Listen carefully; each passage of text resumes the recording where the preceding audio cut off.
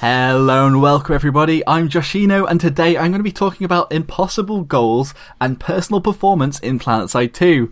With the alliteration out of the way, let's get on with the topic. So basically this is going to be looking at how people interpret the game and their own performance within the game and how that affects the enjoyment levels and how people can get frustrated and leave, and just looking at other ways that you can see how you're achieving in the game.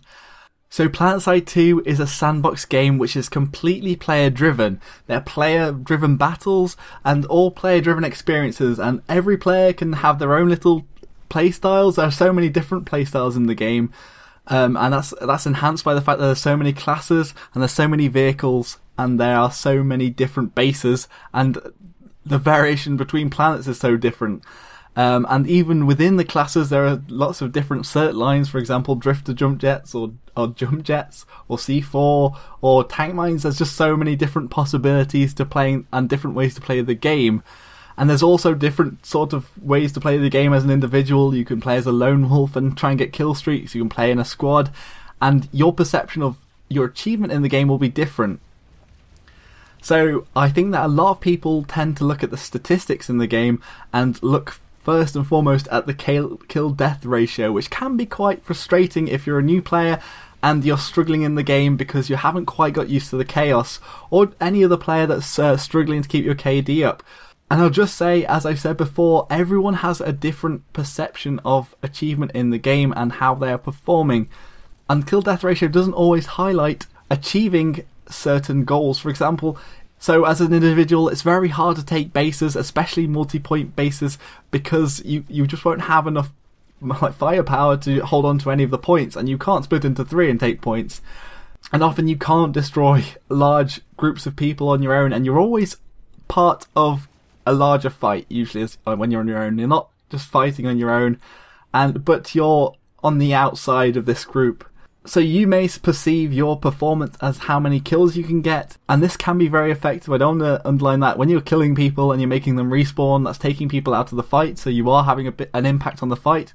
But if you're moving as a squad, you're rushing the point, you've got maxes, you've got engineers with you, you've got medics, you're set up. You may have a really low kill-death ratio, but you're achieving a lot more in a different way to somebody who's getting kill streaks, and neither is right, neither is wrong. But there's just two ways of looking at how you're doing. Similarly, if you're in a vehicle, people often bail out of vehicles so you don't get the kills. So kill-death ratio in vehicle combat isn't always necessarily correlating with how well you're doing. And especially for vehicle players who go after infantry, which again I don't think is bad, or it's just a different playstyle, they may have a high kill-death ratio because of this fact, because the infantry aren't able to get away from tanks in the same way that another tank, the crew may be able to bail and run away or redeploy. And the same thing in the air. Pilots who are air-to-air fighters often don't get as many kills because people will bail as a light assault and fly away, but that doesn't mean that you're not achieving as much. It just is a little statistic within the game.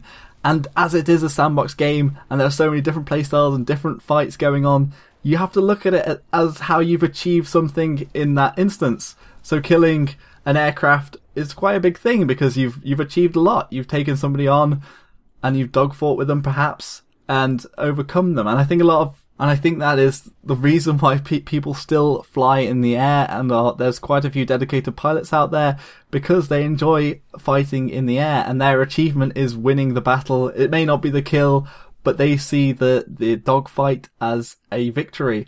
And there's some people that have sort of codes of honor where they won't take people on when there's more enemies around. And sometimes I feel that way. I won't jump into a fight if I see lots of size chasing after somebody, for example. Then there's non-combat related achievements. It's not always about getting the kills. You can be a very, very effective medic by throwing in revive grenades and getting up as many people as possible. And the one revive grenade into a room could be the thing that saves a fight because everyone is able to get up again and fight again. Similarly, just being behind a max and repairing them into a fight might be the clinch pin into winning that little combat and getting a point. Regarding kills and kill streaks, I think it's easy to look at other YouTubers. Well, any YouTuber puts up their best gameplay onto their channel. They're not putting up where they're dying all the time or when they're stuck in the respawn screen. then we may be good players, but we're not perfect. I may have a good KD ratio quite often, but not intentionally. But it doesn't mean that I'll always have an 11 or a 10 kill streak. In all honesty, there are times when it's just so chaotic that you just die anyway, because it's that sort of game. And sometimes it's for me anyway, my sort of value in something is that you have to sometimes push, even when it means your certain death, because other people might follow you. And I hold that as something that I like to do. And I hold a lot of worth in that, even though it may drop my kill death ratio or whatever.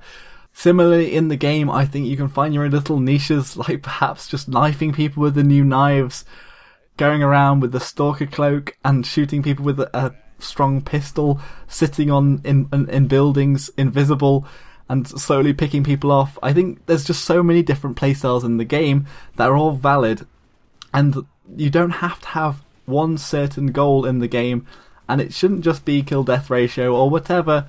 It should be whatever you want it to be, and that can be the kill death ratio, and you can be going for kill streaks, because that's perfectly fine. But I do think that people need to realise when they get into this game that it is a sandbox, and it is very player driven, and it's very subjective down to your own experiences of the game and your own interpretations of how you're doing. So you shouldn't always judge yourself based on these simple stats. You should always look at how dynamic the situations are, look how you're improving in the game, and also look at what you enjoy, and just do what you enjoy in the game, no matter how it affects your statistics, because statistics only really matter if it matters to you that other people look at your statistics and think you're good. And I hope some new players have seen this, and I do wish you all the best of luck in the game. I spent a long time on a 0 point something or other kill death ratio in the game because it is so hard to get your bearings in it. But during that whole time I was having such a blast, because it is such an immersive experience that it drags you in, and just the idea of this huge warfare that you haven't seen before in other titles, even Battlefield, kept me playing at least, and let me see that it had such a potential as a game to have so much gameplay time put into it. That's why I have thousands of hours in the game. Anyway, thank you all very much for watching.